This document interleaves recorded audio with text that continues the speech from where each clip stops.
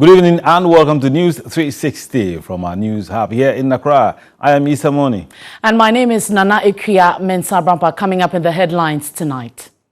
News 360 headlines is brought to you by Heaven Insecticide Spray and Coil. Delaxi.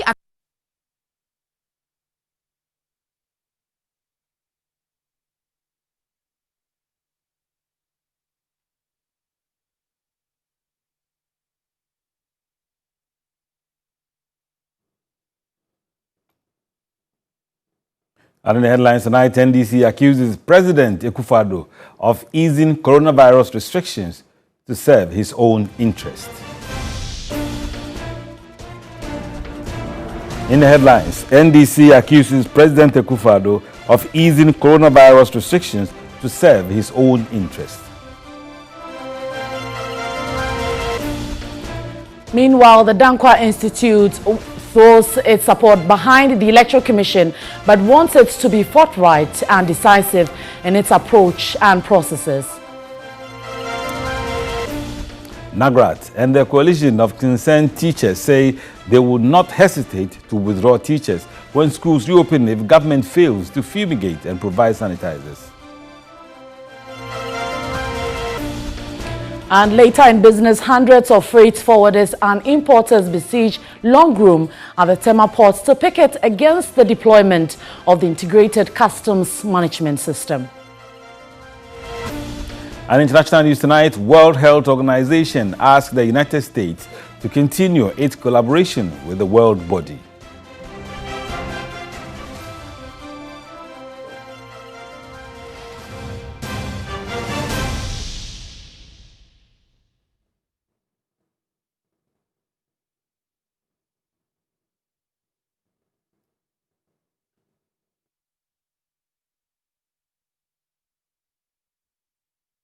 Right, we have details including sports and entertainment coming up this hour. Do stay with us.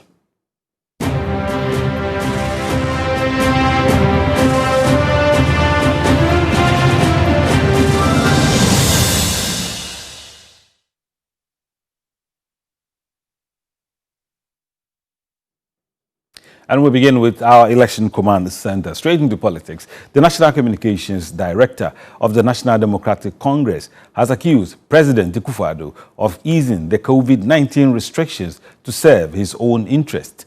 President Akufo-Addo relaxed the restrictions he imposed over the coronavirus on Sunday after some 3 months of imposition. It is very clear that the easing of restrictions was motivated by the president's parochial political interest and not the national interest. The fact that church and mosque gatherings are not supposed to have more than 100 people in attendance and are supposed to last for just an hour. But the NIA and the Electoral Commission have been given the freedom and the carte blanche to register an unlimited number of people from 7 a.m. to 5 p.m. That's 10 hours.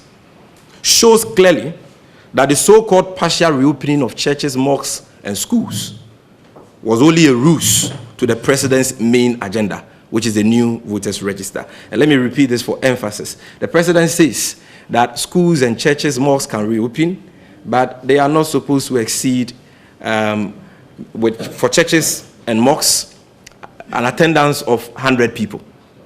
And they are not supposed to have services beyond an hour. And yet, in that same address, the president says the NIA and the G-Mensa-led EC can go ahead and register people in this country. They were not limited as to the number of people they can register per day. They were not limited as to the number of people they can gather per day. And they were not limited as to the number of hours they can spend on that needless and useless exercise that has the potential of spreading the coronavirus per day. No limitations or restrictions were imposed on that.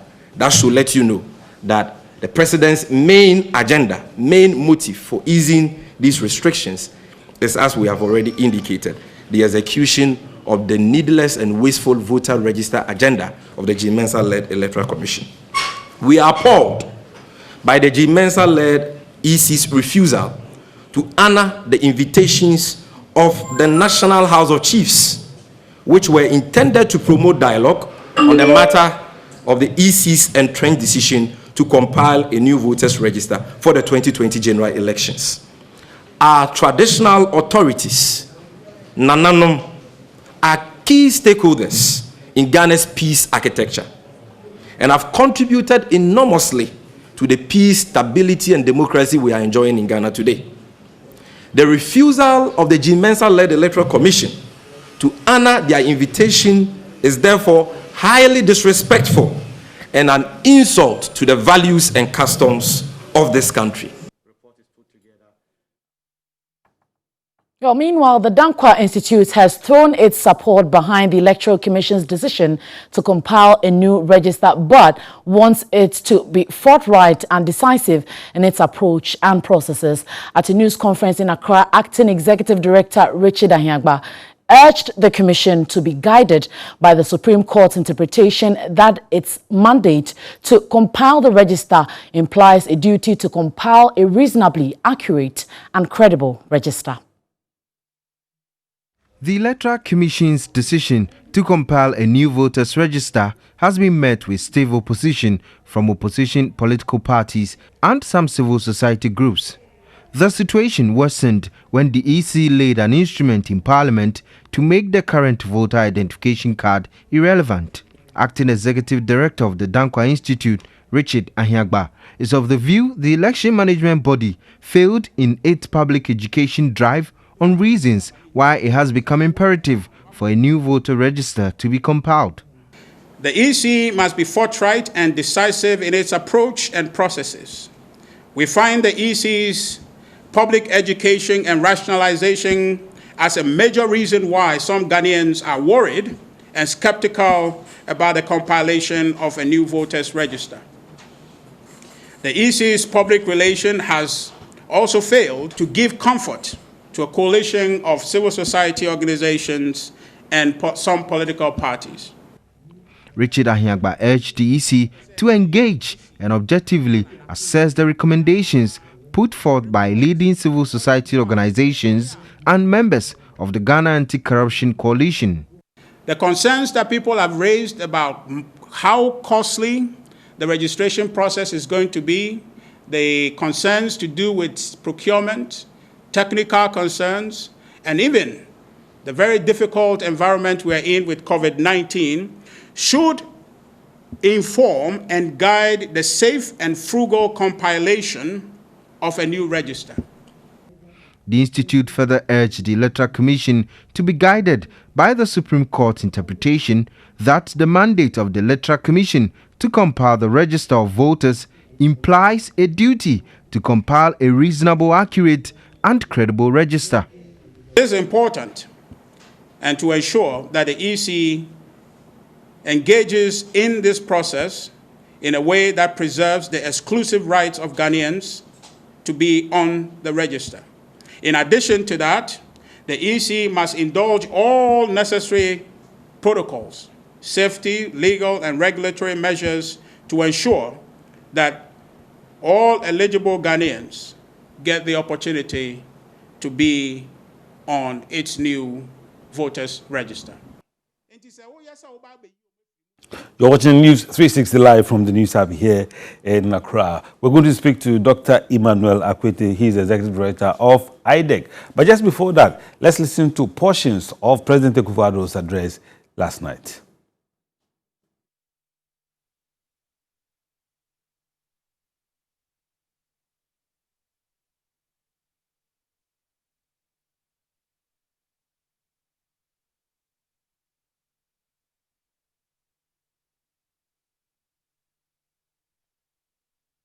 Constitutional and statutory bodies such as the Electoral Commission, the National Commission for Civic Education, and the National Identification Authority, whose activities were exempted from the outset from these restrictions, must conduct their activities in accordance with social distancing and the necessary hygiene and safety protocols. Whilst we step up public education of the protocols and public gatherings, let me also state that regulatory agencies will undertake random checks to ensure conformity with these rules. and the security services will be tasked to enforce them. I'm calling upon the Ministry of Information, the National Commission for Civic Education, and the media to intensify public education of these protocols and directions. I entreat all religious, traditional, community and opinion leaders to continue to partner with government in engaging, mobilizing, and enforcing adherence to social distancing and personal hygiene practices in their respective communities.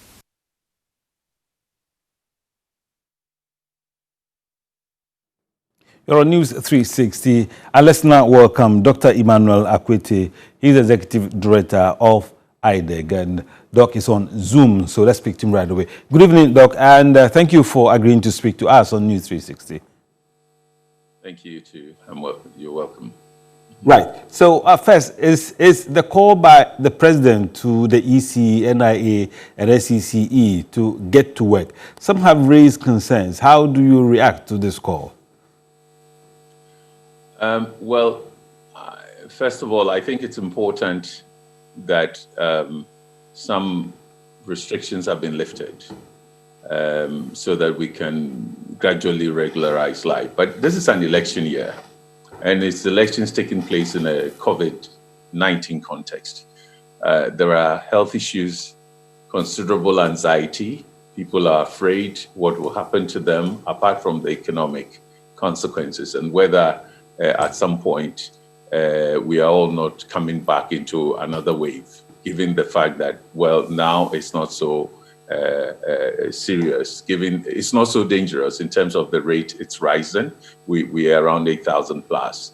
But elections brings around millions of people, okay? And therefore, I think part of the reasons why compiling a general register rather than a limited one is the question of how long are people going to stay in the open space. The physical contact, whether it's social distancing or physical distancing, being out in the open for long hours. Registration doesn't go as smoothly as we think. From all the elections we have, various issues occur. It differs from one queue to the other and depends on the area. So if you come to East Legon or Laboni or middle class areas, you find out that everything goes smoothly. If you move to where larger populations dwell in very dense areas, it's a different kind of game. And you tend to see that the distances do not work. There are queues, there are pushes here and there, and so on and so forth. So it's a complex thing for us to universalize and think that social distancing is going to work along, perfectly everywhere. That is not the story of registration or voting. And that raises the concern that the numbers involved are huge. A large number of people could be exposed in the very spaces that we've been told we have to be very careful and rather spend little time and retreat. Right. So Doc, there's a lot of mixed feelings about whether the election should be held at all. Particularly, the NDC says it will employ every legitimate means to stop the EC's attempt to foist on Ghanaians a needless and wasteful voters register that is intended to disenfranchise millions of eligible voters. I mean, mostly NDC strongholds. Is the EC in a position to do this? In a position to do what? To disenfranchise? No, in a position to organize a new voters register. I'm looking at the circumstances. Well, we have said that because of the COVID context, first of all, and the exposure to the health hazards, okay, because you're talking about approximately 17 million people. That's a huge number. And you are now issuing, registering, cards are being issued. After the registration, I think there'll be a time to validate. Maybe validation sometimes is done by phone, but not all the 17 would come out. And then you have the election day issues too. And so in that case, you're looking at the exposure to a health risk, the virus, and the fact that the behavior varies from place to place. And therefore, we cannot universalize that every Ghanaian is going to behave the same way, and so on and so forth. And so the health risk is there, and that worries people. But we have options too. I mean, the new register that the EC will compile would not have a higher degree of integrity as the existing one in certain areas. For example, we still don't have a Ghana card for more than half of the projected electorate. And so you've heard about passports, there's a case in court, and so on and so forth. And that has been the case with all registers. As soon as you introduce different ID cards, you get into trouble. Okay, so the Ghana card is so fundamental that one ID card everybody has is what we should all use. That's not ready. It could get ready probably next year. And that is important. Has also been the issue of bloated register. But how do you determine bloatedness when you don't know the size of your population? Fortunately, this is a census year, okay? And we understand that, well, COVID has delayed processes, but maybe September or thereabout, the census will begin. And so if you project by next year, you could also have census. So you have a card, you have census. Then the third is that this register and the way we're approaching it, we cannot differentiate minors and fingerprints from adults and foreigners and so on. We can't. I think the new system is good in the sense that you will have your facial features as well, and you could have continuous registration and so on. But one of the important things about elections is that political parties are not the only stakeholders.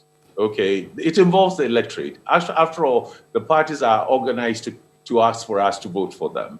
And so the voices that are coming or that are cautioning us against the compilation of a new register are diverse now, not just the civil society. I think the Empire Institute captures the variety. But what are they saying? You need to build consensus. We need to pursue the path of collaboration, because anytime disagreement between the parties makes the EC be perceived as being either a hostage of, parties in government tend to defend the EC. I mean, both parties do. Or you see it, another party opposed to them. It creates a very difficult situation because the EC's registration exercise needs the collaboration of the parties. The education hasn't gone far.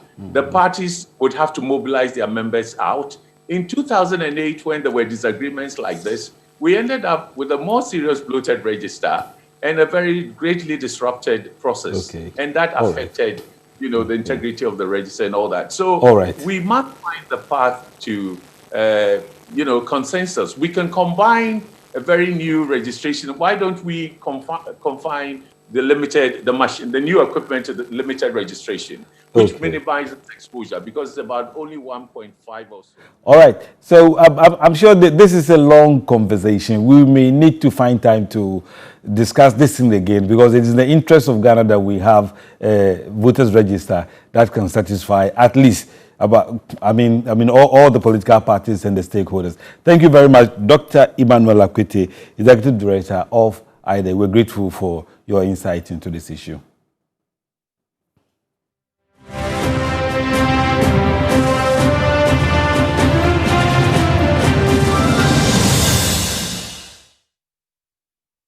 Right, Isa. So we're still looking at fallouts from the President's 10th address on COVID-19. This time around on education, NAGRAT and the Coalition of Concerned Teachers say they will not hesitate to withdraw their teachers on the day of school reopening if government fails to fumigate and provide sanitizers to protect teachers as well as students. The two major unions say failure to provide these items will compromise the safety of teachers and students that will have dire consequences on academic work.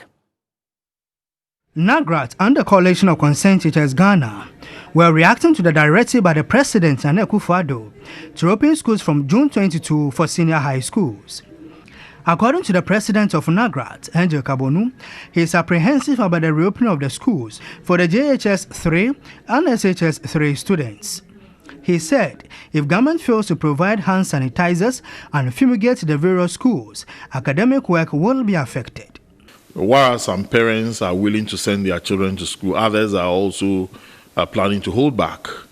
I think that where we have now, we should give parents and students the choice, because to decide whether their kids should go and finish up now or their kids to wait until such a time that we know the ins and out of this viral situation. But it is a very, very catch-22 situation that we find ourselves in. According to the Communications Director of CCT Ghana, Adokwe Awule, teachers will not be allowed to teach if proper measures are not instituted before their reopening day. These things are not provided. We will not let our teachers go to the schools. For that one, we are sure of that. If the nose masks, hand sanitizers, Veronica buckets, and availability of water, and then spacing of the classrooms, if all these things are not followed, as the president have said, then we will not allow our teachers to go to the school. Both NAGRAT and the Coalition of Concerned Teachers asked government to ensure the safety of teachers and students. Teachers are very uncomfortable that they are at home. Very, very uncomfortable. There is no professional who prefers to be at home rather than at work to do what he or she has been trained professionally for. Because of the COVID-19, everybody is not happy. But we have to ensure that life still goes on. And we also have to help in one way or the other. In spite of that, we have to ensure that everybody is safe. And the General Secretary of the National Association of Charismatic and Christian Churches, Bishop Gideon Titiofe, says some clarification is needed on the President's directive to have church service for only 1 hour. He also wants further explanation of the number of people to congregate, as the President mentioned 100 people and at the same time 25%, which could mean more than 200 people. Gideon Titiofe said the church is happy to have church services back. He said some clarification is needed on the 100 congregation as well as the 1 hour service. The President has stated about 25% of the congregants, and then has also spoken about 100 people meeting. From us as a NAC, it has been that discussion. People are okay, so 25% of what? Does it mean that if you have 1,000 congregation, 25% will be 250, and does it mean that it is only that 250 that can meet on a Sunday at 100, 150? Why 1 hour? Is there a scientific basis for it? Is there suggested? Is there any study that has said that if we stayed in the chapel more than 1 hour, we can get infected? If we stay within 1 hour, nothing will happen. The General Secretary of the National Association of Charismatic and Christian Churches says the church is ready and would ensure the necessary measures are put in place. The choristers, people have come out with different suggestions. Some have said, why don't we just have a small number of people in the choir singing so they can observe the social distance and be unmarked within the period of singing, because the rest of the congregation will be marked. So within the period of singing, so okay, why don't you do a soloist? Just come and stand there and sing. Some have even gone to song, record your songs, play recorded versions of songs. So from now till Saturday, I'm sure that people will really work on those things. And this is the church room of the St. Paul Catholic Church here in Pehe, and this particular auditorium has been empty for weeks, and hopefully this Sunday we will have members coming back to congregate here. We are told that the seating capacity is 1,800, but the church is saying that they will ensure that the 100 people as directed by the President will be allowed to come in. Parish priest Reverend Dr. Peter Rocky Hesse, who was happy to welcome the ecclesia community back, says despite measures put in by the local church, they would have to wait for directives from the Metropolitan Archbishop of Accra. For now, we are going to have 3 people on a pew, looking at the social distancing, trying as much as possible to observe the 3 feet level. And then with the first pew, we have 3 pews as fallow period in between. Then the next 3 would also follow. With that, we can take even as much as 200, but for sure, we want to follow the directives of the president. He was hopeful the president's directives would be observed. For now, we would want to have 2 church services or masses, 7 a.m. and 9 a.m. When you come, we have what we call the PA protocol, the ushers, the security men at the gate. They will give you your number. So for the first 100, once you enter, we'll make sure our health personnel, they would also test your temperature. And then with your number, they know the designated pew that you are to occupy. Well, we're also gathering that some churches are against the 100 maximum per 1 hour service. So they will not even attempt to open the auditoriums or churches at all. But we'll follow up on that and give you some more updates in subsequent bulletins. This is News 360. We're taking a breather. We'll return shortly.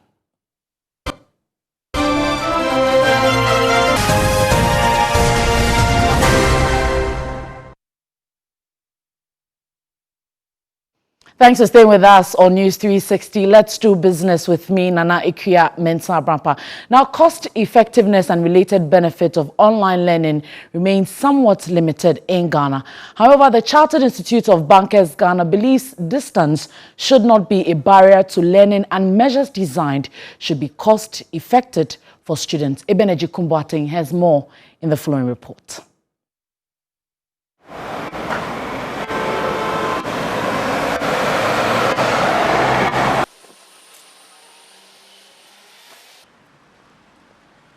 The COVID-19 pandemic has led to increased use of the internet, online shopping, online learning, and working from home via the internet. Today, my quest is to look at online learning from the perspective of the teacher. COVID-19 has resulted in schools shut all across the world. As a result, education has changed dramatically with the distinctive rise in e-learning, where teaching is undertaken remotely. Research suggests online learning has been shown to increase retention of information and take less time. President of the Chartered Institute of Bankers Ghana is Reverend Patricia Sapo. Change is the only constant thing in life, and in as much as the whole world has been taken unawares by this COVID-19, I think it also has its upsides. Put in place an online learning platform in line with the changing trend in the digital space. Platforms such as Microsoft Teams, Zoom Cloud, Google Meet, and Skype are being deployed in online teaching and learning. When it comes to online learning, the issue of cost, the high cost of data, is of concern to most Ghanaians. The Chartered Institute of Bankers Ghana, which is in the virtual learning space, has revealed online learning should be done in 3 phases to make it cost effective. First is to upload the script or note to the students for reading. The second phase is sending videos of the teacher explaining the notes that had already been sent to the student. The third and final phase is the interactive session between the learners and the teachers, and this takes a limited time because students are already familiar with the subject. Now, this virtual learning platform has made it possible for them to connect anytime or at a specific time. It's cut a lot of cost in the sense that travel time has reduced.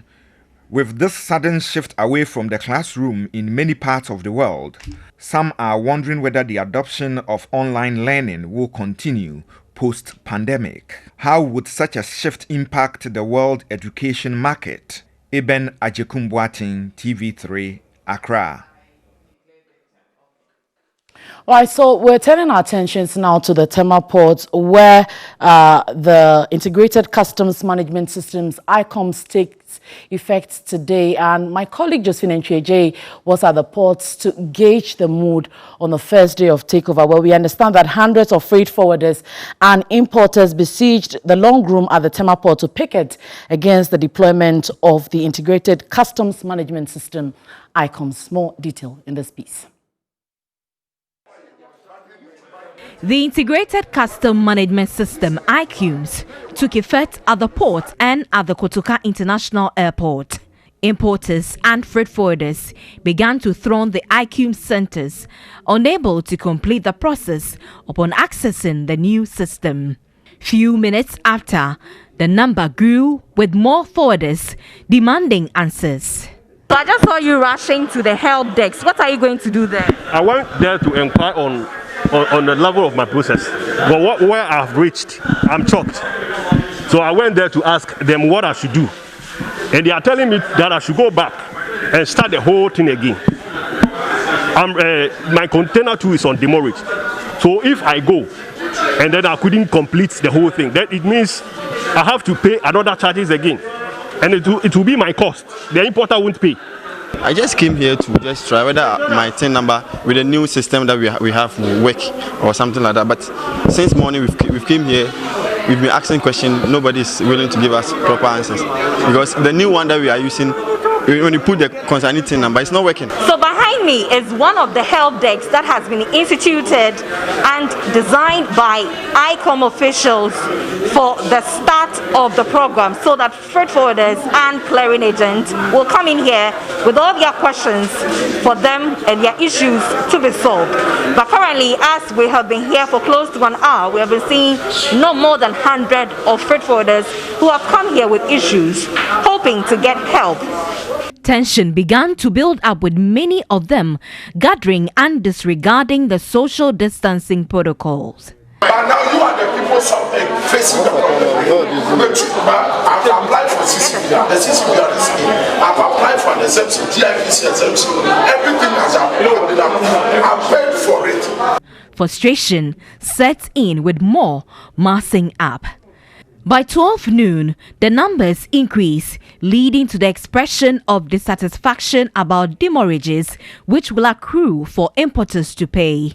A delegation made up of the Minister for Trade and Industry, Alan Kwadwo Kyerematen, the Commissioner of Customs, the Commissioner General of the Ghana Revenue Authority, and the Deputy Minister for Trade and Industry arrived to inspect the system. Angry forwarders began to chant songs.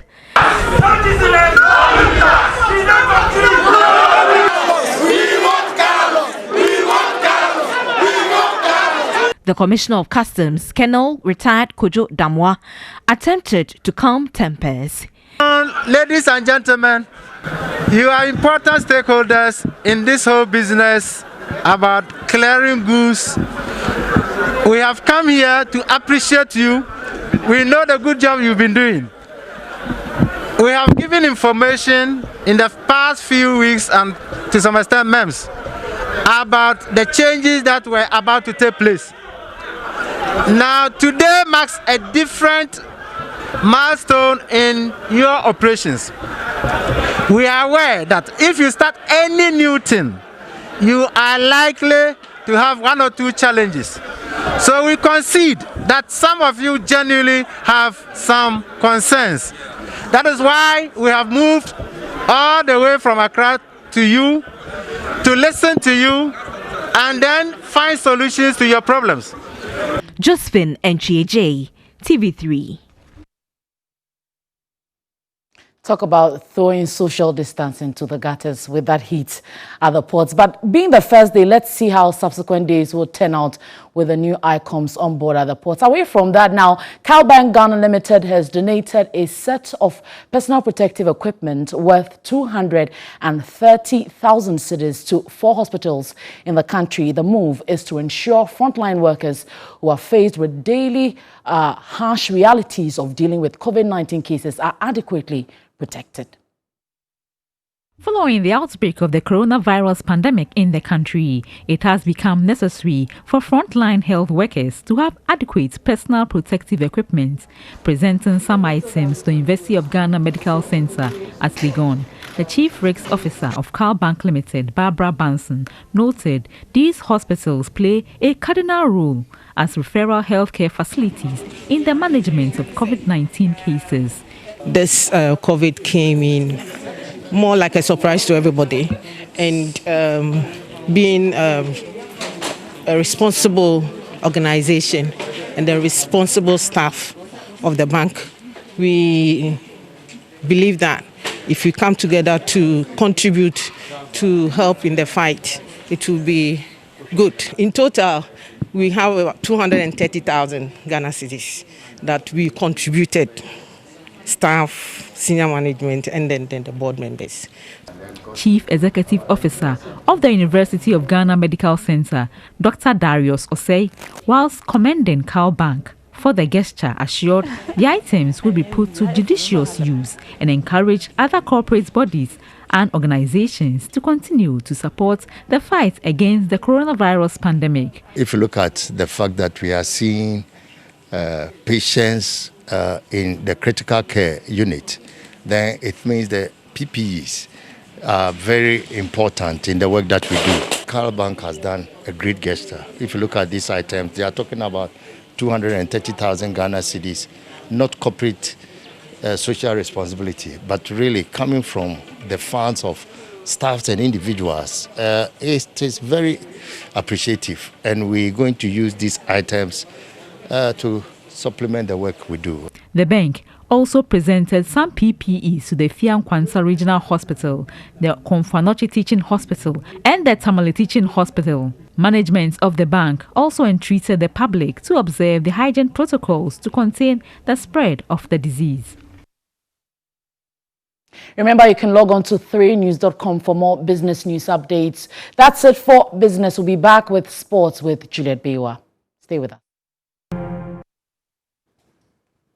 Hello, good evening and welcome to the sports segment here on NEWS360 with me, Juliet Bewa. And as you already know, football is not happening anytime soon because the president, they've extended contact football until July 30, and we'll be taking you through some of the disciplines that the National Sports Authority has outlined that they can return to training. So athletics, badminton, table tennis, we've got para sports, that is individual non-contact para sports, can return to training or resume training, and cycling as well. But contact sports, including football, hockey and volley, remain suspended until July 31. And a lot of CEOs are complaining, but Technical Director of Inter-Ally Sporting Club, that is Willie Kluche, is calling for contact sport to be restarted. Speaking to TV3, he maintained it offers a careful balance of what sport can and cannot be allowed. Contact sports, Willie Kluche says, can be resumed behind closed doors, adding the current restrictions relegates football to the background as a not too important sector. For me, football has been treated as if it's not an important sport. So football can wait. But I think there is more into football than the way people see it. Playing behind closed doors, we are okay. Because the sports commentators will be there, the cameras will be there, and even sometimes they play football in Europe. We sit in Africa, in Ghana, and we enjoy it as if the ball is being played here. Making his case further, he called for the easing of the restrictions on contact sports, insisting it can start with allowing clubs to train. At least football, if we are not ready now, they should at least allow us to go to training, because it takes some time to bring a rotten player to a good shape. I don't know who presented the footballers their case, because look, the club owners, they are even getting fed up to be paying their players. 3 years now, they are not getting their investment back. Now for 3 months now, no football, and they are paying people. So even the club owners now, they are getting fed up to pay the players. Paying them for what? And only God knows when this thing will end. The calls for contact sport to resume may grow stronger in the coming days, but the measures, when eased, may have to fit into general expectations of whether people will adhere to the protocols. Daniel Yeboah with that report. Now, moving away from that, Super Eagles coach Kenneth Rowe says the need to stay winning is what informed his contract extension decision with Nigeria. In an exclusive interview with me today, he says given everything he has done for the team, he feels the edge to continue. My mission is not finished yet, and we have a lot of things to do with this young team. I have a good feeling with these players. You know, this is a team I built since 4 years now, and would be very, very difficult to leave them now. So I decided to continue. I also appreciate the confidence from NFF officials. The philosophy is based on respect, on, I think, a mentality which is, we try to be very professional.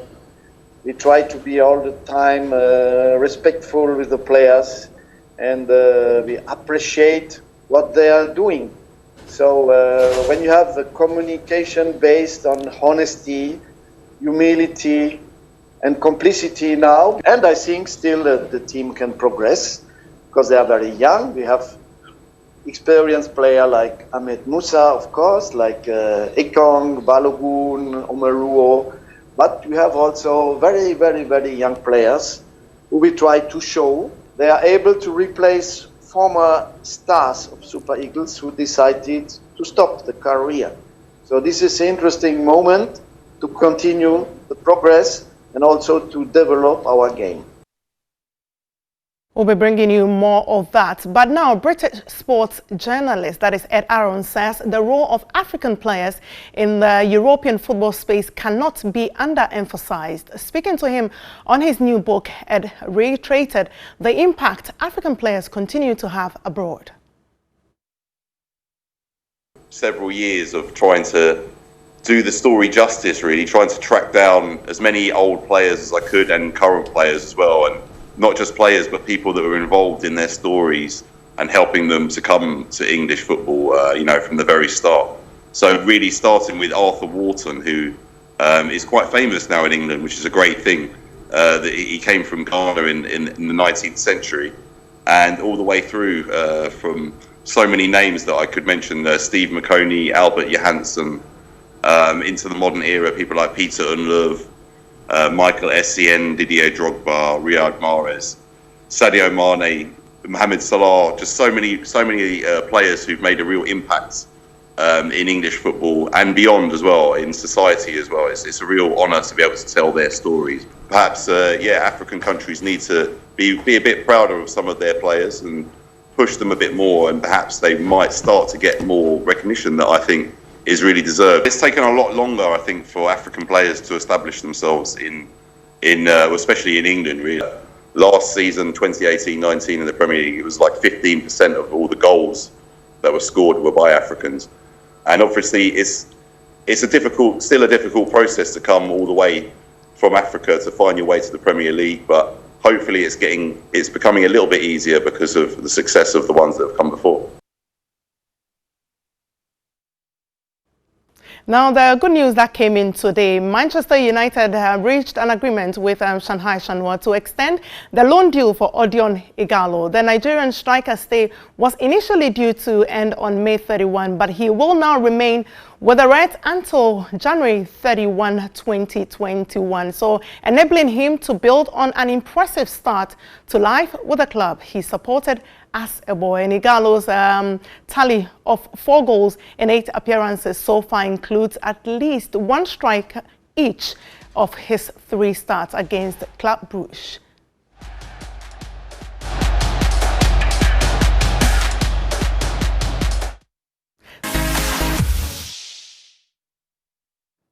And tonight, hip life artist Yao Beck says he will not collaborate with his former label mates, Mr. Drew and Cry Me, because they lack the skills to write their own songs.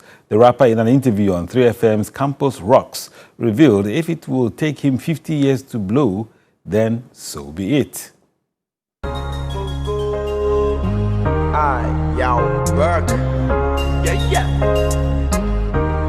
I be young rubber for the Yao Beck, announced his presence in the music industry with a hit song, Independent Lady, after taking part in MTN Hitmaker Season 7. Independent lady, which I'm ready.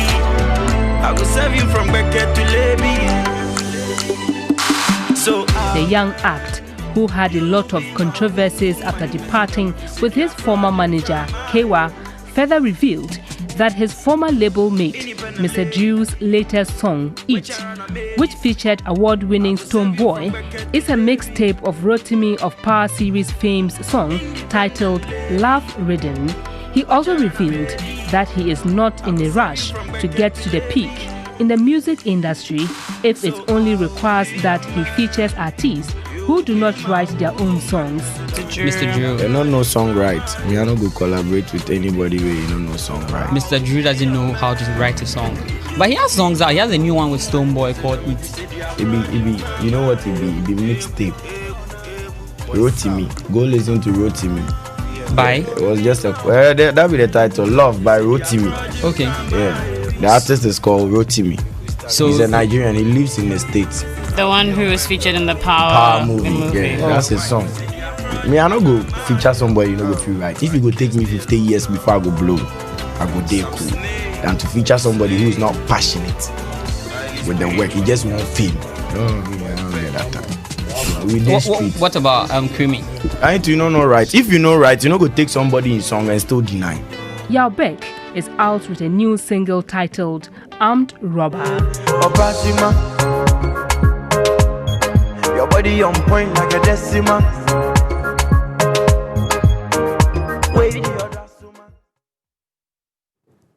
Lisa, it's my first time hearing their names though.